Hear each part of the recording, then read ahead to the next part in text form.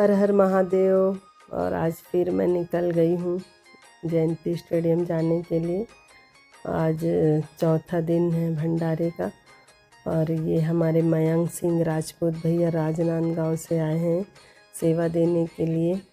और आप देख सकते हैं कि अभी भोजनालय शुरू नहीं हुआ है, अभी 4 नहीं बजा है और लेकिन बैरिकेड लग के सभी व्यवस्थाएं दुरुस्त कर दी गई है और हम लोग बस इंतज़ार कर रहे हैं कि कथा भी समाप्त होगा और फिर भोजन शुरू करेंगे। तो भोजन शुरू होने से पहले का दृश्य है और आप देख सकते हैं ऐसे रात 10 बजे तक भोजन बँटता है और हम सब सुरक्षा के लिए अलग अलग अपनी अपनी जिम्मेदारियों के लिए तैनात रहते हैं। जैसे बंटी भैया का काम होता है कि खाना कम ना हो, कंटिन्यू गाड़ियाँ बुलाना और सर्व करने के लिए सबको मोटिवेट करना। पुलिस वालों की टीम का काम रहता है कि वो सुरक्षा व्यवस्था में ध्यान देते हैं और हमारी टीम वहाँ पर पर्याप्त प्लेट सबको मिले, प्लेट साफ़ धुले, उसकी ज़िम्मेदारी हमारी रहती है। तो ऐसे करके हम लोग सब अपनी अपनी ज़िम्मेदारी निभाते हैं और आगे मैं आपको बताऊंगी और दिखाऊंगी भी कि क्यों हम प्लेट में खाने बोलते हैं और जो पतरी है सिंगल यूज़ प्लास्टिक का उसमें हम क्यों मना करते हैं। एक तो कचरा होता है, आप सब जानते हैं, लेकिन कचरा होने के साथ साथ खाना बहुत गर्म होता है और जब हाथ में वो खाने को लेकर वो जाते हैं तो पूरा गिराते गिराते लेके जाते हैं, तो रास्ते भर प्रसाद गिरा रहता है, भोजन गिरा रहता है। कई बच्चे नहीं उठा पाते या कई सियान लोग नहीं उठाते, कोई किसी लोग गर्म होने की वजह से इधर उधर हाथ को कर लेते हैं।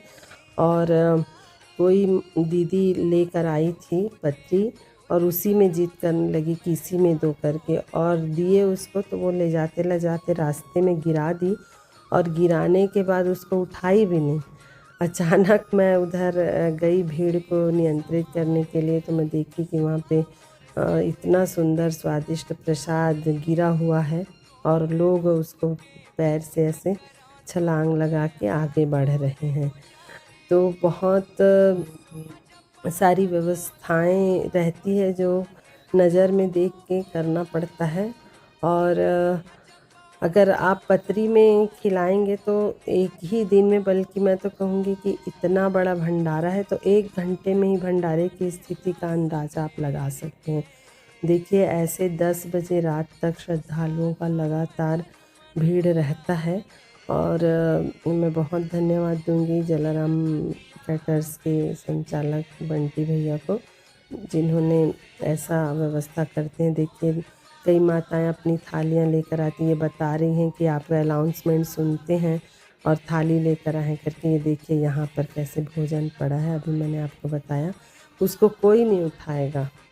तो ये सारी कमियां हम में रहती है, तो इसीलिए मैं मना करती हूँ कि अनावश्यक प्रसाद का भी अपमान और कचरा भी होता है, गौ माता भी उसको खा लेती है। और आप सब जानते हैं, ये देखिए अभी भंडारा शुरू ही हुआ था, इसीलिए अभी खाने के लिए धोने वाले दीदी लोग आ गए हैं सेवा देने के लिए, लेकिन प्लेट वाले लोग अभी खा रहे हैं, फिर यहाँ भीड़ लगेगी।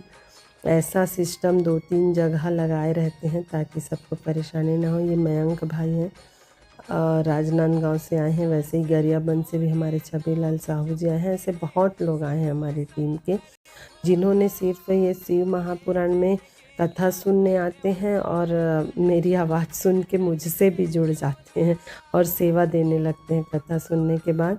तो भाई लोग को पता है कि सीटी रखते हैं उन लोग और भीड़ को नियंत्रित करने में जुट जाते हैं। अब सबको आदत सी हो गई है व्यवस्था संभालने की। अब मैं किसी दिन नहीं भी रहती तो ये सब संभाल लेते हैं। ये हमारे छबी लाल भैया हैं जो गरियाबंद से आए हैं और वो ब्लैक शर्ट वाले भैया साजा से आए हैं। तो ऐसे छत्तीसगढ़ में इतनी कथाएं हुई हैं कि सब एक दूसरे के दोस्त बन गए हैं और सबके काम को, नेचर को समझने लगे हैं। तो ये मैं भी आखिरी में जब भोजन की तो अपना थाली धोने के लिए गई थी, तो सबसे मुलाकात करके आई। बहुत अच्छा लगता है दीदी लोगों का अनुभव सुनकर। वो लोग बोलते रहते हैं कि आप इतना अच्छा हमको मौका देते हो प्लेट धोने का, क्योंकि एक बार जूठा धुल गया रहता है तो साफ़ प्लेट को धोने का मज़ा ही कुछ और है। सेवा भी हो जाता है और साफ़ सुथरा भी रहता है भोजनालय। किसी प्रकार की यहाँ पे ना ही गंदगी होती है और ना ही बदबू होता है। तो हम लोग को बहुत अच्छा लगता है आपका ये मुहिम। ऐसा सुनकर मेरा भी मनोबल बढ़ता है। ये हमारे